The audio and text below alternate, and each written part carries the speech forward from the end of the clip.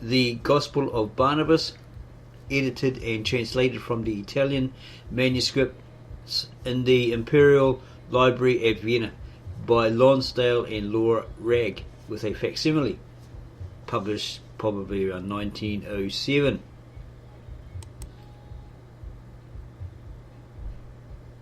Preface. 2 articles in the Journal of Theological Studies may be said to have paved the way for the present publication, of this particular publication. The first of these, by Dr. William Axon, appeared in April 1902, the second by one of the present editors exactly 3 years later. The translation of the Arabic glosses was begun by Major Marriott, DSO, and has been completed, or had been completed by Professor Margoliouth, to whose valuable note on a certain page was desired in this book to call attention. That of the Italian text, together with the general editing of the manuscript, is the work of Lonsdale and Laura Ragg. The translators endeavoured to preserve the archaic form and something even of the crudeness of the original. Where the text follows that of the Bible exactly, they have adopted the language of the Revised Version, from which also has been adapted with slight modifications the form into which the scripture references are cast. The more obvious important parallels from the Quran will be found either cited or referred to in the footnotes, which, for the rest, have been reduced perforce to the smallest possible dimension. Appended to the introduction will be found the most important passages bearing on the Barnabas controversy from the 18th century writers, while the text itself is followed by a full, and it was hoped, accurate index of scripture references, with such subject index as was practicable. The translators encountered many unforeseen difficulties during the 4 years in which the work had been in their hands. Much of the translation had been hewn out on pilgrimage or in small hotel rooms and far from books of reference, but the hindrances had been more than matched by the generous and ungrudging help that they received, especially from Italian savants, whose courtesy was indeed proverbial throughout Europe. Among those to whom they desire to acknowledge the debt are Padre Minocci of Florence, Professors Guidi and Monarchi of Rome, Professor Nalina and Cesario of Palermo, etc., etc. Outside Italy, the acknowledgements are due to, first and foremost, Professor J. Ritter, von Garbasek, etc., etc. Among English friends, they would recognise with gratitude the services rendered by Dr. Paget, Torian B., whose friendly criticism of the earlier chapters was of no small value, and so forth. The long period over which the work had been spread and the difficulties under which it had been carried out had to be held responsible for some of the anomalies and inequalities which disfigured it. But the editors were all too conscious of many blemishes and shortcomings in a task which none but an expert in 2 or 3 different lines could have hoped to achieve to perfection. Venice All Saints Day 1906. And maybe they've signed this copy, not really sure. Contents page.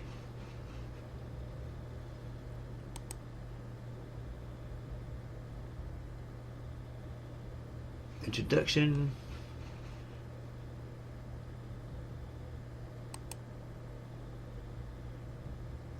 The Gnostic Gospel. Extracts from documents relative to Barnabas. Towards the beginning of the 18th century, the Gospel of Barnabas aroused considerable interest among the learned in England, to whom 2 different copies of the document were known and to a certain extent accessible. One of these was the Italian text, which these authors published for the first time in the ensuing pages. The other, a Spanish version, professedly translated from the Italian, which had since unfortunately disappeared from view. Okay, this looks like there's footnotes on the side here, or indications on the side here. Barnabas in the 18th century Italian and Spanish manuscripts, and Here's the story of the Italian manuscript. The Italian manuscript was acquired in Amsterdam by J.F. Kramer and lent by him to John Toland in 1701. And footnote here, the learned gentleman says Toland, who has been so kind as to communicate it to him through Mr. Kramer, councillor to the King of Prussia, but residing at Amsterdam, had it out of the library of a person of great name and authority in the said city, who during his life was often heard to put a high value on this piece, whether as a rarity or as a model of his religion. He didn't have a clue. He knew not. Nassarinus, chapter 5, compare below, page, whatever that page is. It's kind of small, can't really see it. See below, okay, that's 2. Dennis says that Kramer, being in reduced circumstances at this time, was glad to sell it to the prince. Okay, their Italian manuscript was acquired in Amsterdam by J.F. Kramer and lent by him to John Toland in 1709. 4 years later, in 1713, as a dedicatory preface observes, Kramer presented his prize to the illustrious connoisseur Prince Eugene of Savoy, and eventually it found its way in 1738 in company with the rest of the prince's library into the Hofbibliothek at Vienna, where it then reposed. Further back than the beginning of the 18th century, they had no certain traces of the codex.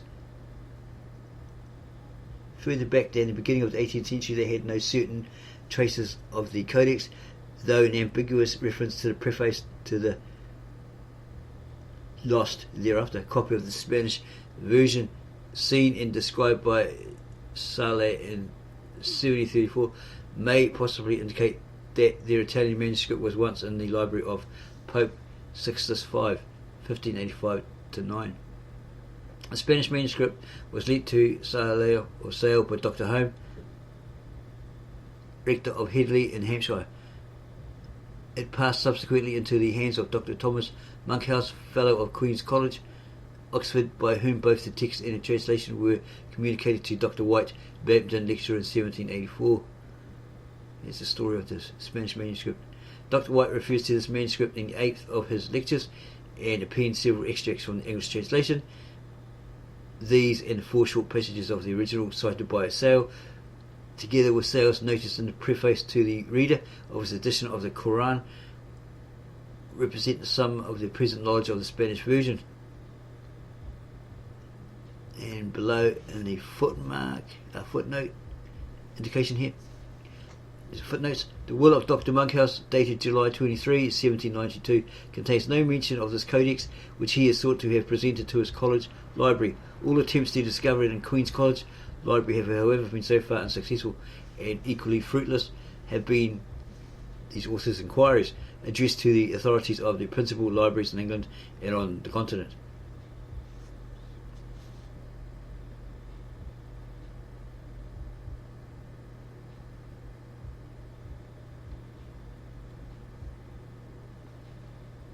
It will be worthwhile to quote in full what Sale says about the Spanish preface, especially since it has a bearing on the history of the Italian also. The book, he says, there's a footnote here, number 2. Sale Quran preface to the reader, subfin, is a moderate quarto, written in a very legible hand, but a little damage towards the latter end. It contains 222 chapters of unequal length and 420 pages, and is said, or was said in the front, to be translated from the Italian by an Aragonian Muslim named Mustafa de Aranda. There is a prefix to it, wherein the discovery of the original manuscript, who was a Christian monk called Fra Marijo, and the name, it's Marino. The name Marini figures very frequently in Venetian annals, but the only contemporary friar of that name who they've noted is a certain Maestro Marino del Ordina di S. Francisco, who was responsible for an index of prohibited books published in 1549. It were attempting did chronology permit to identify the Marino with the notorious Fra Vincenzo Marini, who after a series of adventurous frauds was claimed when already condemned to the galleys by the Inquisitor in Venice on a charge of apostasy, but he was not born until 1573.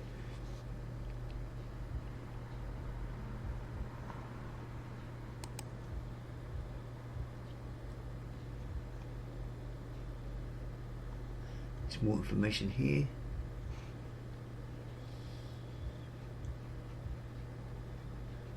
The little they could gather from this above descriptive notice is not without interest. The Spanish copy clearly did not correspond exactly, page for page and chapter for chapter, with the Vienna manuscript, though the differences were very slight indeed. Moreover, it was clearly believed by whoever wrote the preface, or rather the title page, to the Spanish copy that his version was a translation of an earlier Italian manuscript. You got some footnotes here explaining that. Until the Spanish Codex was found again, they could not form a judgment as to its date.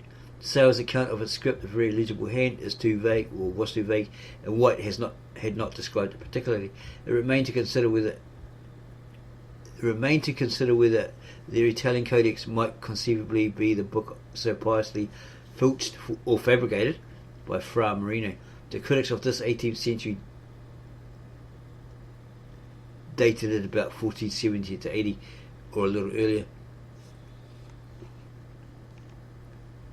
A modern expert, however, relegate it without hesitation to the following century on the simple testimony of the script and all the paper on which it was written.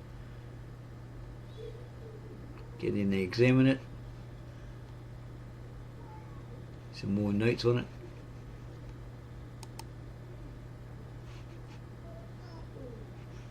Description of it and so forth, and then some peculiarities in a certain manuscript or codex. They wondered who was a person of great name and authority in Amsterdam from whose library Kramer, according to Toland, obtained the book sometime before 1709. Possibly the peculiarities may have some other explanation, but even if the theories sketched above should prove the true one, it still implies a 16th century prototype for the codex, and so forth. Behind the Italian, the 18th century writers held that there lurked an Arabic original. The Arabic original, wrote Dr. White in 1784, still existed in the East, but White's statement was confessedly based on the authority of Sale's preliminary discourse, published 50 years earlier. The Mohammedans said Sale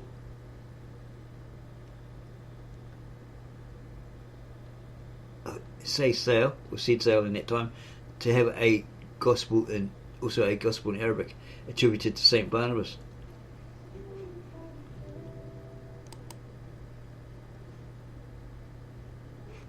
Wherein the history of Jesus Christ is related in a manner very different from what we find in the true Gospels and correspondent to those traditions which Muhammad has followed in his Quran.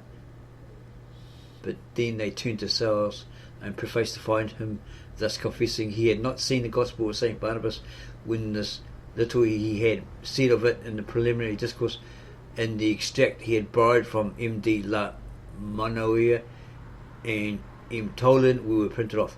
Sale's knowledge then of the Arabic original, as of all else what appears,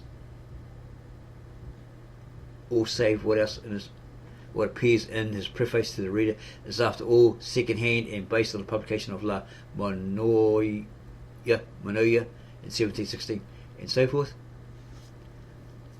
Though the latter initiated the series of challenges to the Muslims to produce one, which had been carried on ever since, and always without effect. So they didn't front up with it. With the internal evidence above, much as it is, they deal below, as also with the negative argument to be drawn from Arabic writers. Suffice it here to suggest that the document itself offers no independent corroboration to the very natural and obvious a priori conjecture of the 18th century critics, and they ventured to say that if now, or at that time, at the 11th hour, Mohammedan controversialists should produce in Arabic Barnabas, it would be necessary to test it thoroughly by linguistic and literary as well as by archaeological tests. At least that should be hastily assumed as original, which might prove after all to be a version made from the Italian. And then 2. Subject matter of Barnabas.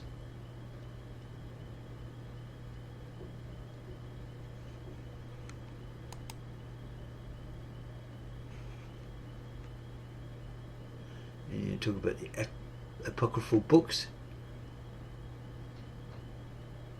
Reckoned no doubt with the canon of the Old Testament by the writer of Barnabas appear sparingly. Citations from Ecclesiastes and Wisdom are attributed to Solomon. A reminiscence of Tobit is combined in one place with a quotation from Deuteronomy, and so forth. The essential documents for Barnabas is, or was that represented by the 4 Gospels, probably of the New Testament. And though about 1/3 of the bulk is derived from other sources, yet the 4 canonical Gospels could be shown to form the fundamental substratum of the entire document.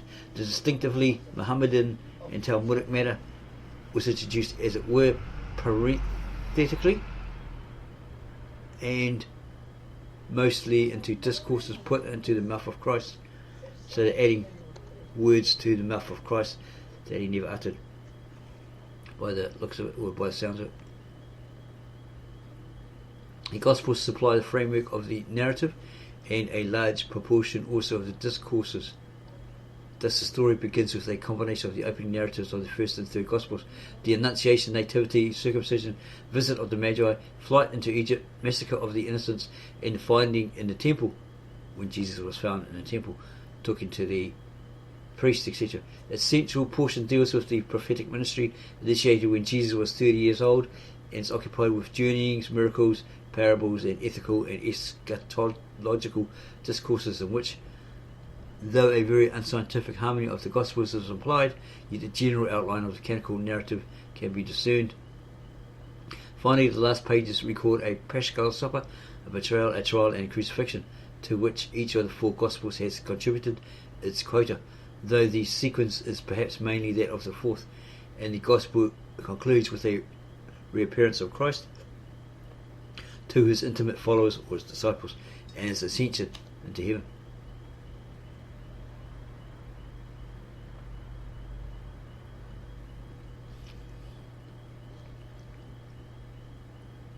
So much for the general outline. It may now be worthwhile to consider 1 or 2 passages in detail in order to make clear the author's manner of employing his gospel material, premising that he uses each gospel impartially, having no animus, for example, against the 4th as a record par excellence of Christ's divinity. In the res primae, as we have seen, he follows very closely the accounts of St. Matthew and St. Luke. In other places, for example, the feeding of the 5,000 and the story of the Passion, he seems to have the 4th Gospel chiefly in mind, while not a few passages have St. Mark as their immediate basis. Barnabas betrays his dependence in various ways. Sometimes when he is ostensibly quoting from the Old Testament, we observe that he really has a gospel passage in mind. So betraying in that sense means he's like relaying, he's revealing. From the Old Testament, we observe that he really has a gospel passage in mind, as when a citation from Isaiah is found to include also the evangelist commentary on the prophet's word. Sometimes a narrative like that of the Samaritan woman or of the man born blind, while diverging from the gospel original and characteristic details, follows his outline almost slavishly, even to the position of parenthesis. Again, the dependence of Barnabas on the 4 Gospels is testified by a series of passages in which, quoting from memory, he combines incidents which in the Gospel records are distinct, or confuses together 2 narratives which have but a superficial resemblance. Thus he groups together the language used at the first cleansing of the temple, St. John 2, and that of the second St. Mark 21. He combines features of the story of the bowed woman in the synagogue, St. Luke 13, with others derived from that of the dropsical man at the feast, St. Luke 14. He identifies St. Matthew's centurion, St. Matthew 8, with St. John's nobleman, St. John 4. He apparently confounds Simon Peter with Simon the leper and Simon the Pharisee, and so combines the narrative of St. Matthew 26 with that of St. Luke 4. His account of the maniac and the swine is apparently based on St. Mark or St. Luke, for there is one madman, not two. But the phrase before the time is introduced from the corresponding passage in St. Matthew. In short, no candid reader of Barnabas, furnished with even elementary critical acumen, can fail to recognise that a document is dependent for the bulk of its matter on the four canonical Gospels of Christendom. Barnabas' harmony of the evangelistic narratives is a poor one, as we have already hinted. These authors have already hinted. Not only does he combine and identify similar miracles, which in his originals are quite distinct, but he mixes up, as we might expect, the Galilean and Judean ministries, and further adds gratuitously apocryphal expeditions by Damascus and to Mount Sinai. And though here and there it pleases him to flaunt before us seemingly exact note of time, implying a definite duration of 3 years for the entire ministry, and so forth.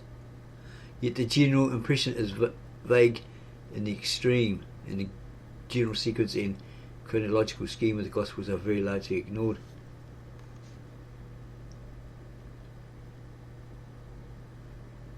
Further, his geographical ignorance matches his chronological vagueness.